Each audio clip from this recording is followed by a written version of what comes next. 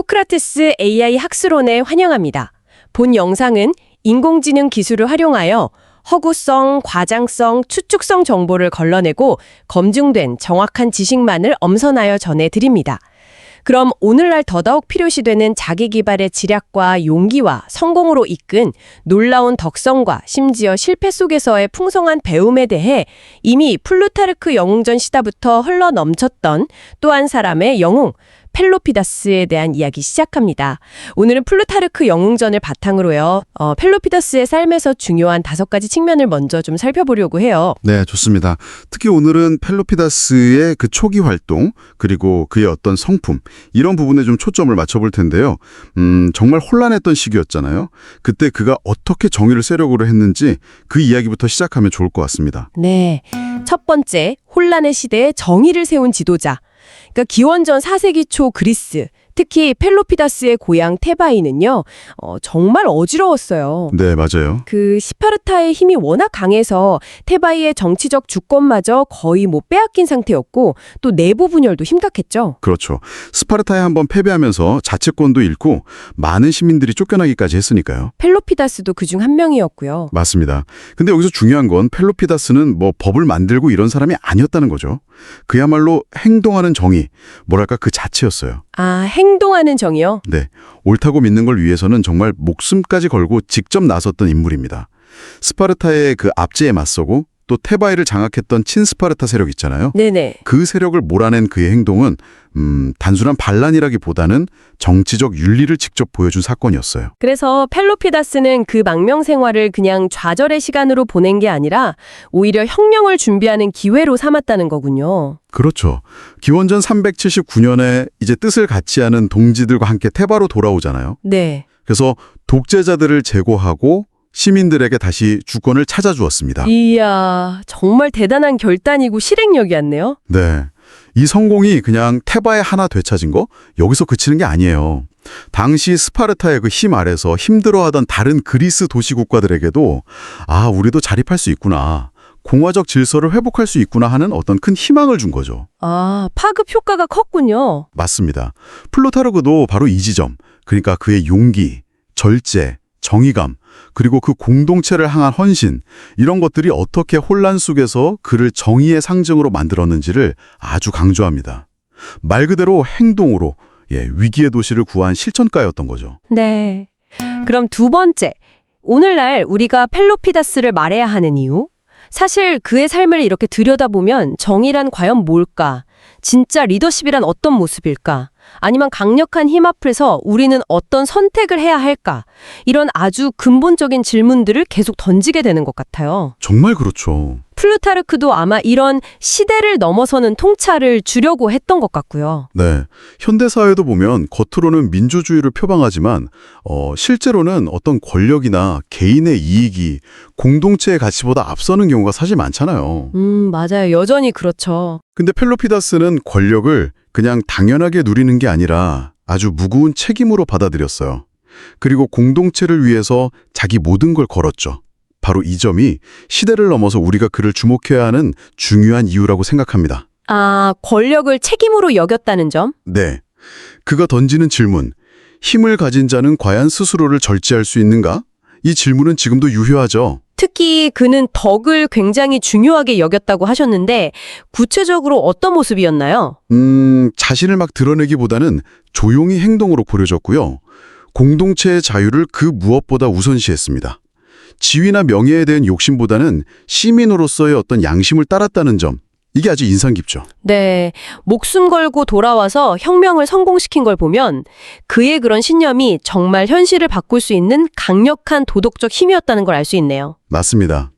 결국 펠로피다스의 삶은요, 정의로운 사회를 만들기 위해서 개인, 특히 힘을 가진 개인이 얼마나 큰 책임감과 용기를 가져야 하는지 이걸 정말 잘 보여주는 것 같아요. 그의 이야기를 이렇게 나누는 것 자체가 결국 오늘 우리 삶 속에서 정의, 자유, 책임의 의미를 다시 한번 생각해보게 하는 거죠. 네. 자, 그럼 세 번째. 귀족 출신 그러나 민중의 친구.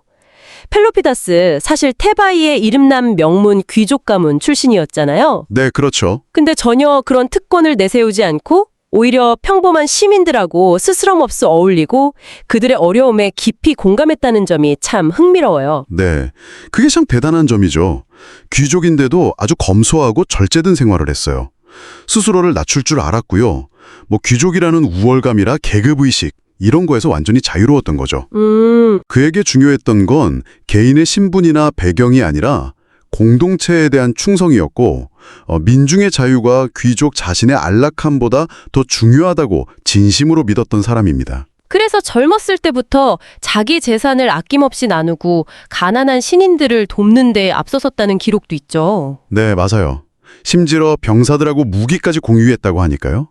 와, 전쟁에서 얻은 전리품을 혼자 다 차지하려던 당시 다른 귀족들하고는 정말 완전히 달랐던 거예요. 그렇군요. 그런 모습들이 결국 리더십의 바탕이 된 거네요. 그렇죠. 강요된 거리가 아니라 사람들의 어떤 진심 어린 존경과 신뢰를 얻어낸 거죠. 플루타르크가 그를 괜히 명예를 탐하는 자가 아니라 정의에 굶주린 자라고 묘사한 게 아닙니다. 아, 정의에 굶주린 자, 멋진 표현이네요. 네, 병사들하고 똑같이 먹고 자고 가장 위험한 최전선에서 함께 싸우면서 귀족의 책임을 어떤 굴림이 아니라 봉사의 의무로 새롭게 보여준 겁니다. 정말 계급을 넘어서 공동체를 지키려 했던 진정한 수호자였어요. 네 번째로 넘어가 보겠습니다. 네 번째. 스승 없이 성장한 품격과 의지.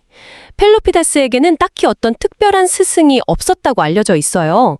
근데 어떻게 그렇게 높은 품격과 강한 정신력을 갖출 수 있었을까요? 이게 좀 궁금해요. 네, 그 점도 플루타르크가 흥미롭게 기록하는데요. 그는 어떤 외부의 가르침보다는 내면의 수련, 그러니까 스스로를 갈고 닦는 자기 수양과 실천을 통해서 인격을 완성했다고 봐요. 아, 스스로요? 네, 어릴 때부터 명예나 쾌락, 권력 같은 그런 유혹에 쉽게 흔들리지 않으려고 했었고 검소함을 몸에 익혔다고 합니다. 꾸준한 운동과 전투훈련을 통해서 용기, 절제력, 또 자기 통제력을 길렀고요. 특히 어려운 상황에서도 평정심을 잃지 않는 능력이 아주 탁월했다고 하죠. 대단하네요. 그러니까 이론보다는 행동하는 덕을 직접 실천으로 보여준 거죠. 인간관계에서는 어땠나요? 아첨이나 허풍, 이런 걸 아주 싫어하고 진솔함을 중요하게 생각했답니다. 그래서 친구를 사귈 때도 그냥 사귀는 게 아니라 함께 공동체의 정의를 위해서 나아갈 수 있는 사람, 이런 사람을 신중하게 선택했죠. 아, 그 유명한 에파메이논다스와의 깊은 우정도 바로 그런 배경에서 나온 거겠군요. 정확합니다. 그는 말이 많은 편은 아니었대요. 꼭 필요할 때만 간결하게 핵심을 짚어서 말하고 나머지는 행동으로 보여주면서 사람들의 마음을 움직였죠. 결국 테바이라는 그 격동의 환경 속에서 외부의 스승 없이 스스로 내면을 잘 다스리고 조율하면서 지도자로서의 품격을 완성해 나간 겁니다. 어떻게 보면 스스로가 살아있는 본보기, 살아있는 교본이 된 셈이네요. 그렇죠. 바로 그겁니다. 자, 그럼 다섯 번째입니다. 다섯 번째. 자유를 향한 결단, 귀환과 혁명. 기원전 382년 스파르타가 테바이를 군사적으로 점령하고 말하자면 꼭두각시 정권을 세우잖아요. 네, 그랬죠. 이때 테바의 자유는 완전히 짓밟혔고 펠로피다스도 다른 많은 애국자들처럼 망명길에 오르게 됩니다. 네. 하지만 그는 이 망명 기간을 그냥 절망 속에서 보낸 게 아니에요. 오히려 자유를 되찾기 위한 아주 치밀한 준비 기간으로 활용했습니다. 아, 준비 기간으로. 네. 망명지에서 동지들을 모으고 테바이 탈환 계획을 아주 세심하게 세웠어요. 이건 단순히 그냥 고향으로 돌아간다 이런 차원을 넘어서서 무너진 도시 전체를 다시 일으켜 세우는 어떤 정치적 귀환을 목표로 한 거였죠. 정치적 귀환이요? 네. 단순히 무력으로 정권을 뒤엎는 것뿐만 아니라 시민들의 지지를 어떻게 확보할 것인가, 그리고 새로운 정치 질서를 어떻게 회복할 것인가까지 깊이 고민했습니다. 정말 치밀했네요. 그렇죠. 그리고 마침내 기원전 379년, 정말 믿기지 않게 소수의 인원으로 페바에 몰래 잠입합니다. 네. 그래서 당시 과도 정권의 핵심 인물들을 암살하고 이걸 계기로 시민봉기를 성공적으로 이끌어내죠. 와, 영화 같은데요? 정말 극적이죠. 결국 테바이에 주둔하던 스파르타 수비대까지 몰아내면서 기적적으로 도시를 해방시킵니다. 이 사건은 당시 최강이라고 불렸던 스파르타의 그 무적 신화에 큰 균열을 냈어요. 플루타르크는 이 장면을 죽음으로 문을 두드린 정의의 귀환이라고 표현했죠. 정말 적절한 묘사 같아요. 네, 그렇죠. 여기서 또 하나 중요한 점은 펠로피다스가 폭력을 사용하긴 했지만 이걸 오직 정의를 실현하기 위한 불가피한 수단으로만 사용했다는 거예요. 아, 목적이 분명했군요. 네, 혁명에 성공한 뒤에도 권력을 막 독차지하려고 하지 않았어요. 모든 과정을 시민들의 동의 아래서 투명하게 진행하면서 스스로를 도시의 종이라고 낮췄습니다. 도시의 종이라? 네, 그러니까 그의 귀환은 단순한 권력 투쟁이나 반란이 아니라 철저하게 정당성과 시민적 책임감에 기반한 윤리적 혁명이었다는 겁니다. 이것이 바로 그의 생애 전체를 관통하는 아주 중요한 특징이라고 할 수 있습니다. 네.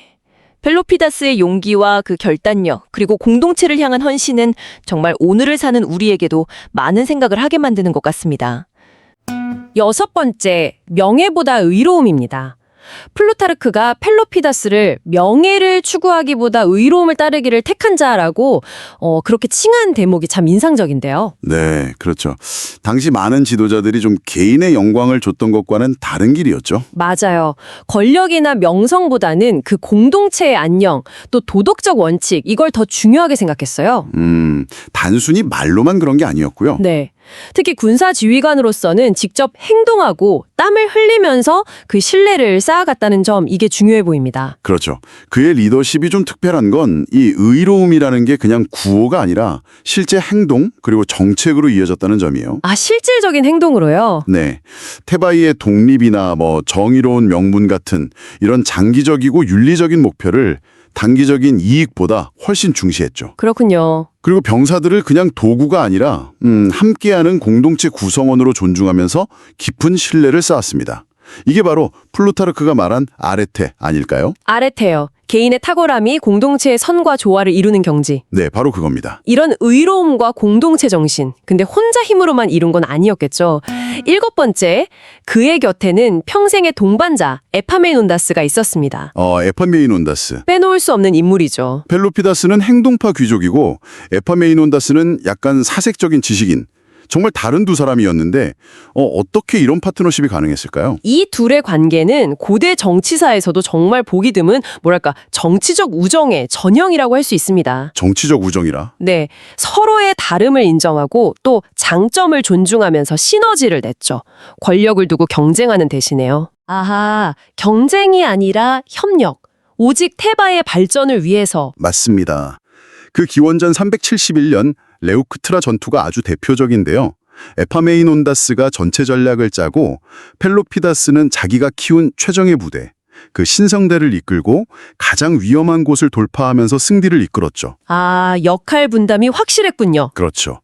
펠로피다스가 죽은 뒤에 에파메이논다스가 오늘 테바이는 두 번째로 조국을 잃었다고 한탄했을 만큼 서로에게 그리고 테바의 정말 절대적인 존재였습니다. 와, 그만큼 서로 의지하고 중요했다는 거네요.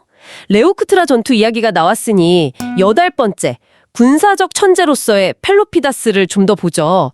단순히 용맹한 장수를 넘어서 창의적인 전략가였다, 이런 평가가 많더라고요. 네, 맞아요. 플루타르크도 그를 분노에 휘둘리지 않고 이성적으로 싸우는 전사. 라고 묘사했죠. 분노 없이 싸우는 이성적 전사라. 특히 소규모 병력을 활용한 기습 전술에 아주 능했어요. 그 티타노 전투에서 보여준 야간 기습 같은 게 좋은 예입니다. 아, 기습 전문가였군요. 그리고 그가 직접 만들고 지휘한 신성대. 이게 단순한 정예 부대가 아니었어요. 신성대요. 어떤 점이 달랐나요? 강한 동료애하고 공동 목표 의식으로 똘똘 뭉친, 당시로서는 굉장히 혁신적인 부대였죠. 레오크트라에서 이 신성대를 이끌고 스파르타의 그 강력한 방진을 깨뜨린 것은 그리스 군사사에 길이 남을 명장면입니다. 대단하네요. 단순히 전술만이 아니라 병사들과의 유대감도 중요하게 생각했군요. 그렇죠. 함께 생활하면서 사기를 북돋고 또 싸움의 명분을 중시하는 등 심리적인 면까지 고려한 지휘관이었어요. 민간인 피해를 최소화하려고 노력한 점은 그를 도덕적 전술가라고 부를 수도 있고요.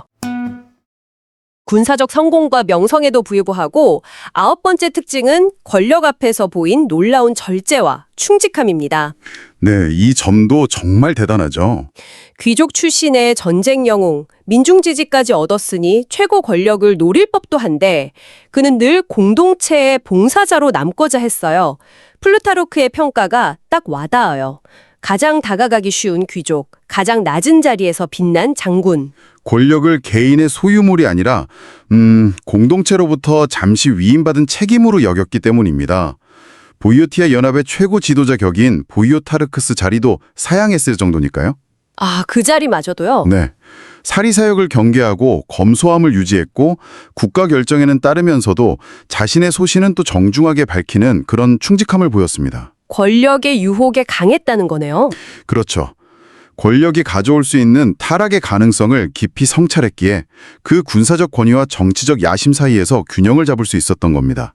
이런 태도가 당시 테바로의 정치에도 아주 긍정적인 영향을 미쳤죠.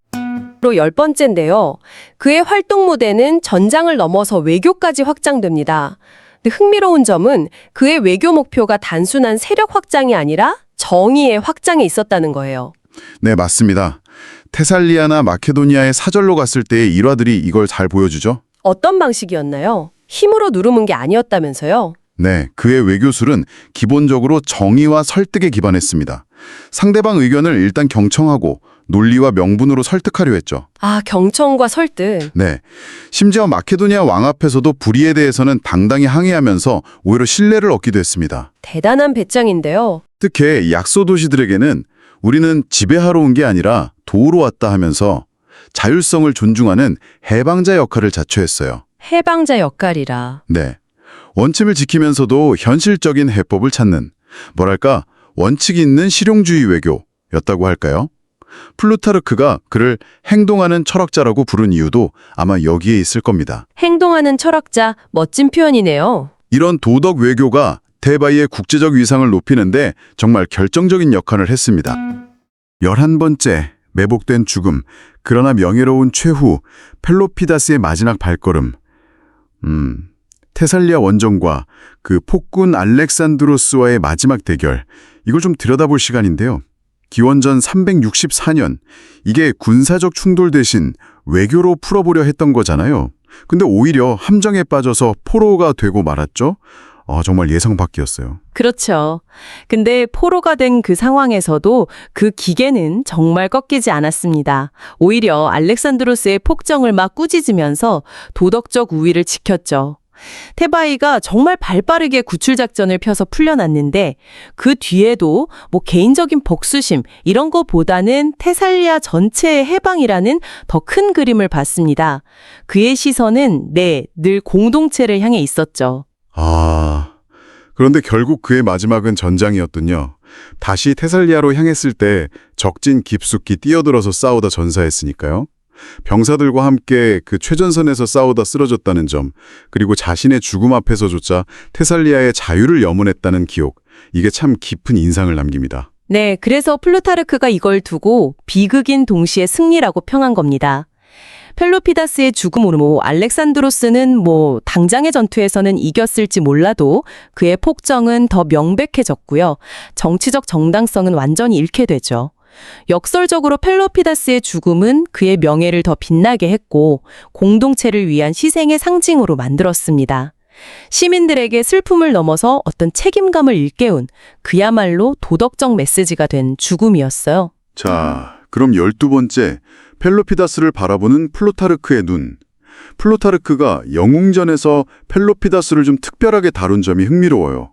이게 단순히 영웅의 일대기가 아니라 뭔가 살아있는 교훈을 주려는 의도가 느껴진달까요? 다른 영웅들이랑 비교 서술 없이 단독으로 다뤄진 것도 그의 중요성을 말해주는 것 같고요. 네, 중요한 지점입니다. 플루타르크는 펠로피다스의 어떤 군사적 성공 자체보다는 그의 내면, 그러니까 절제, 용기, 공동체를 향한 헌신 같은 도덕적 동기에 좀 더 집중합니다. 권력을 탐하지 않고 명예 앞에서 겸손하고 또 죽음조차 두려워하지 않는 모습, 여기서 고대 그리스가 추구했던 이상적 덕성, 아레테, 개인의 탁월함과 미덕을 의미하죠. 이걸 발견한 겁니다. 감정 표현에 대한 시선도 재미있는데요. 사적인 분노는 억누르면서도 전우의 죽음 앞에서는 눈물을 감추지 않는 모습. 여기서 인간적인 고뇌와 지도자로서의 균형 이런 걸 읽어내는 거죠. 듣고 보니 그의 삶이 이상을 향한 어떤 숭고한 여정이면서도 결국 테바의 쇠퇴라는 현실 앞에서 좌절된 일종의 철학적 비극처럼 다가오네요. 인간의 의지와 역사의 흐름 사이의 긴장감 같은 게 느껴집니다. 바로 그 정을 통해서 플루타르크는 결과와 상관없이 덕을 추구하는 삶 자체가 위대하다 이런 메시지를 던지는 것이죠. 펠로피다스의 삶은 오늘날 여러분에게도 묻고 있습니다. 나는 무엇을 위해 행동하는가? 진정한 정의는 누구를 위한 것인가? 하고 말입니다. 13번째, 지금 왜 펠로피더스를 다시 생각해야 하는가? 수천 년 전 인물의 이야기가 오늘날 바로 여러분에게 어떤 의미를 던져줄 수 있을까요? 현대 사회의 리더십을 돌아볼 때 생각할 거리가 참 많아 보입니다. 권력을 쥐었지만 함부로 휘두르지 않았고 개인의 명예보다는 시민의 자유를 앞세웠다는 점. 특히 그렇죠. 네, 맞습니다.